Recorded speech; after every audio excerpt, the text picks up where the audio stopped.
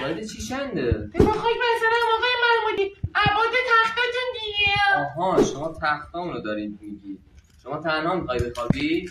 من اگه میخوای سنبا کشیم بخوابم این چیکار میکردم؟ برای شما تخت یه نفره خوبه، ولی اگه بخوای راحت تر باشی تخت 1.5 نفره باید بردارید. قیمتتون چجوریه؟ قیمتای ما شما هر جای ایران برید بگردی از ما ارزون‌تر پیدا کردیم، ما به شما تخت رایگان میدیم. واو. حالا ما میتونید ببینیم شما رو.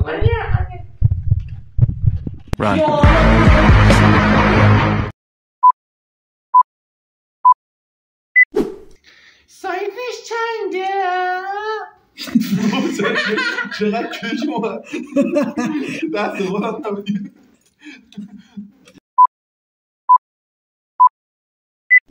سایز چی چنده؟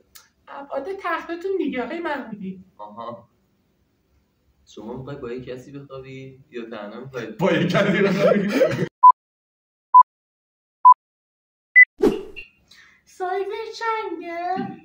سایز چی چنده؟ یه با خاک برسرم سایز تختاتون دیگه. آها شما خودتون تنها میخواید بخوابین؟ من آها ابعاد تخت شما تنها میخوای بخوابی؟ اگه چقدر محکم زد. خودم صورتم برد. این داشت میافتاد به این نخورد. خب قیمتتون چجوریه؟ قیمتای ما شما هر جای ایران برید بگردی از بابا این ادام بود تو